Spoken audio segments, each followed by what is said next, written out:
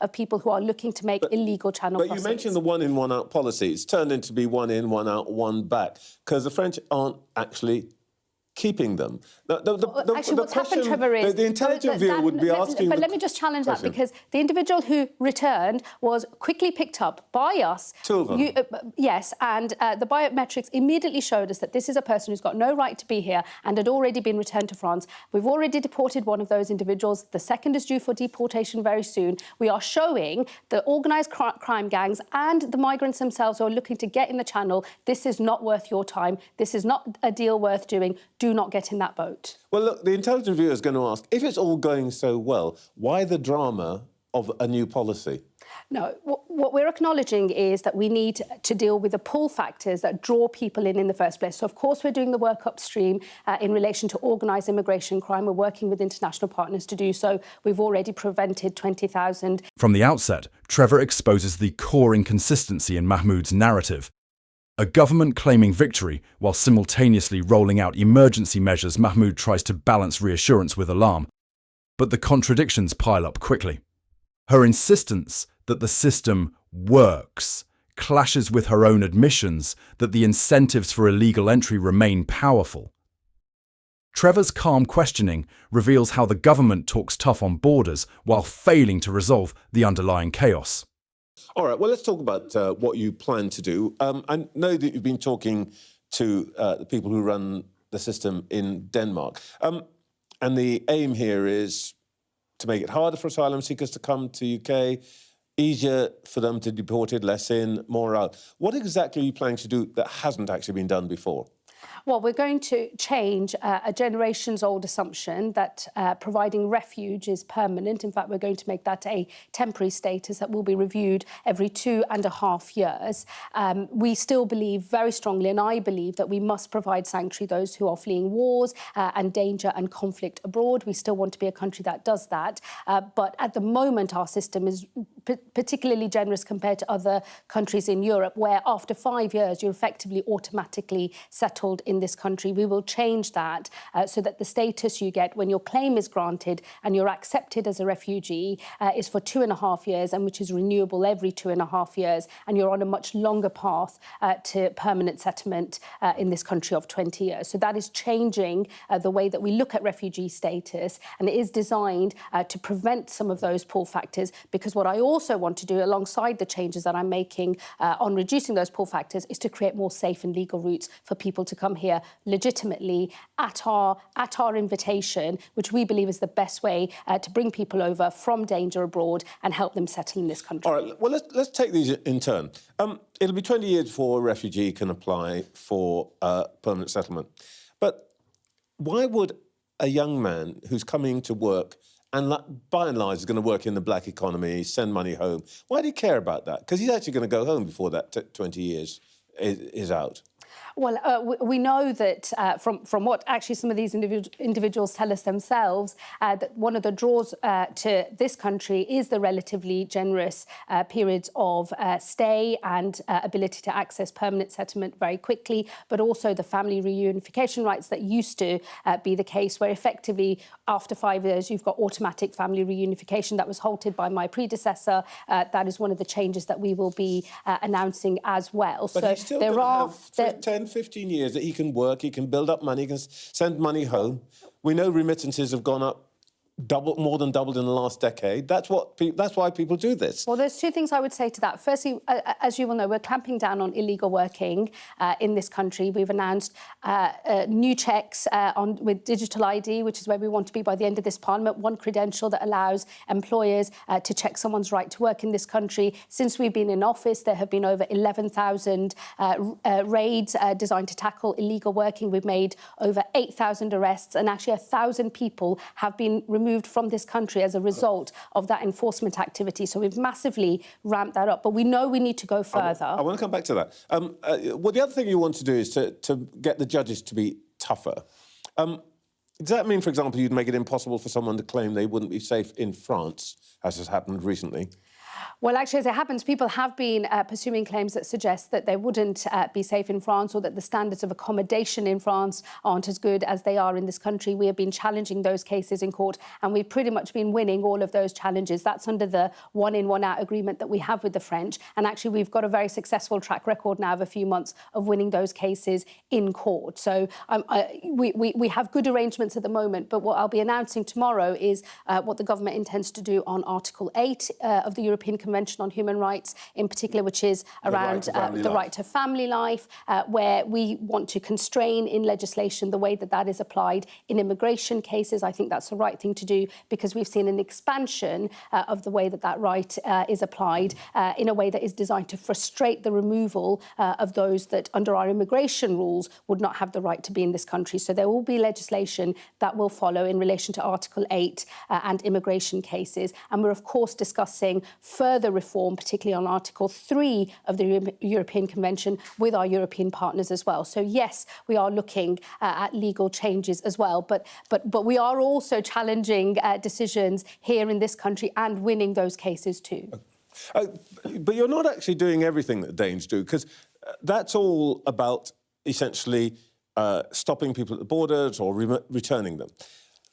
In the end, though, the Danes have said that the reason that their numbers dropped is that they essentially made it really uncomfortable for people, asylum seekers, to be in Denmark without legal status. They put them in camps a long way away from cities. They made their accommodation very basic. What you might call a hostile environment. Is it your aim to create a hostile environment for asylum seekers here?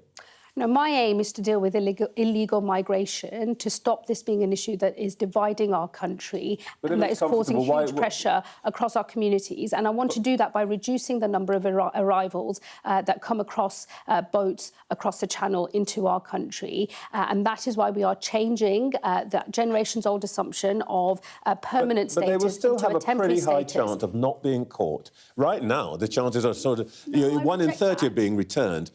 You might cut it to, I don't know, 1 in 15, but it still means 14 people out of 15 are still going to be stuck. No, I reject that. I think that we can make these changes to reduce the number of arrivals coming into this country illegally and crossing the Channel. We're also going to be increasing the removals of people who have no right to be in our country. And alongside that, we will be creating new, safe, legal routes. They'll start modest to begin with, but as we get order and control into our system, they will grow in generosity. And I'm sending a clear signal to people is, do not get on a boat. Do not seek to come into this country illegally. That pathway is much more difficult. If you are someone we brought over legally on a safe and legal route, that journey to settlement will be easier, because we want to incentivise the behaviour we want to see and disincentivise and prevent the behaviour that is drawing people dangerously across the Channel. You talked about the pull factors. Asylum seekers come to Britain rather than, say, France, partly, in fact, this is the principal reason the research that I've seen shows, that we have several large minority communities into which they can fit, frankly, in which they can disappear. The Danes have a very hardline approach on this. They restrict asylum seekers' access to public housing in named areas where there are more than 30% of ethnic minorities, low levels of education, low incomes. And right now, they've got 63 such named areas. And they say that's actually critical to reducing the demand. Why aren't you talking about that approach? Well, look, firstly, we're not going to be starting to dictate where people live based on percentages. That's not the sort of country that we are. And I don't think that ultimately in a country like ours, which is a very successful, generally speaking, very tolerant, multi-ethnic, multi-faith democracy, I don't think the test of integration here is whether you have a mix of coloured faces on a particular street or in a particular area. You're making the case for the Danish system. I'm just telling you that there's an arm of the Danish system which is essential, and you're not adopting that.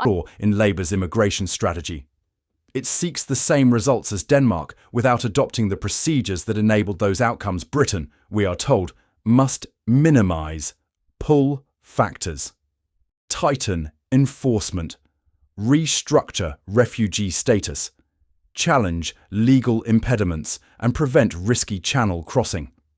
However, each of these objectives crumbles when Trevor presses for specifics. Mahmood regularly claims success.